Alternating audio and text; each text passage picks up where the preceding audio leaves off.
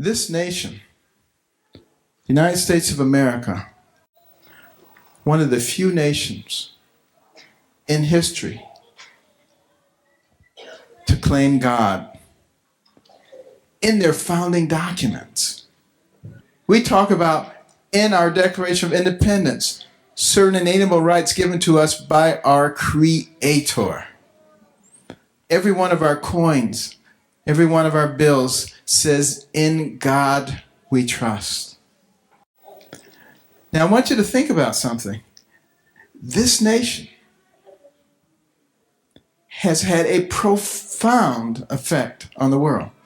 Before the United States of America came on the scene, for 100 years, 200 years, 1,000 years, 3,000 years, people did things the same way.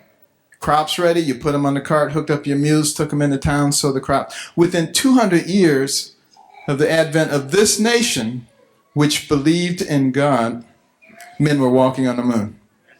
Completely revolutionized and changed the world because a nation was willing to acknowledge God. Now, as we are persistently making him unpopular, politically incorrect, to the point where, think about it. We're in a Christmas season. Most of us think twice now before we say Merry Christmas to somebody. This is where we have gone. We are trying to push him out, and look what's happening to our nation. If you really stop and think about the founding of this nation, many people came here from other parts of the world because they were trying to escape from people who told them what they could think and what they could say. And here we come reintroducing it through the back door, and it's every bit as malignant as before.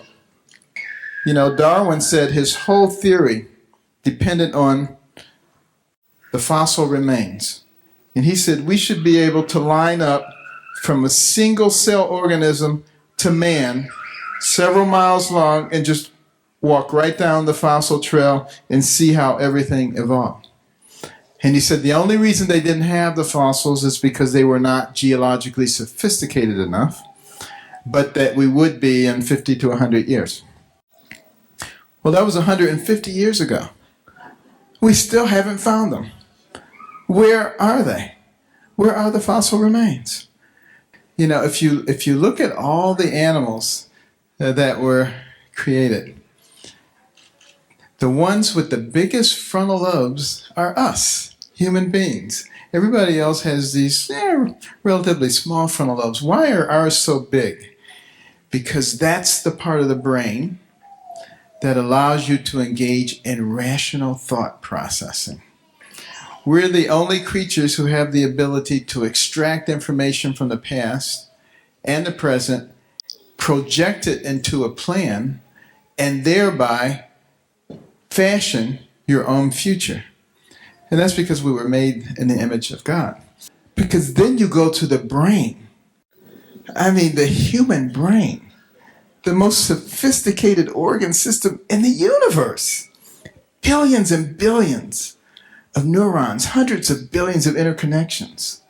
It remembers every single thing you have ever seen. Every single thing you have ever heard. Can process more than 2 million bits of information in 1 second. It is unbelievable. Some people say, well, you shouldn't learn this, you shouldn't learn this because you'll overload your brain. Have you ever heard anybody say that? Now, what a bunch of nonsense that is. Do you know your brain, and this is a conservative estimate, could take in one new fact every second for over 3 million years before you begin to challenge its capacity. So don't let anybody tell you that you can overload your brain. And that's our brains in their degenerated state. Can you imagine what they were like before? Unbelievable. Because we're made in the image of God. How many people here remember your birthday? Okay, I think it's unanimous. What did your brain have to do for you to respond to that question? Well, first of all, the sound waves had to leave my lips, travel through the air, enter your external auditory mediators, travel down to your tympanic membrane, set up a vibratory force, which travel across the ossicles of the middle ear to the over and round window, setting a vibratory force in the inner lip, which mechanically distorted the microcilia, converting mechanical energy to electrical energy, which traveled across the cochlear nerve to the cochlear nucleus at the pontomedullary junction, from there to the superior olivary nucleus, sitting bilaterally at the brainstem to the laminiskis, to the inferior colliculus, and the medial geniculate nuclei, across the thalamic radiations to the posterior temporal lobes, beginning auditory process.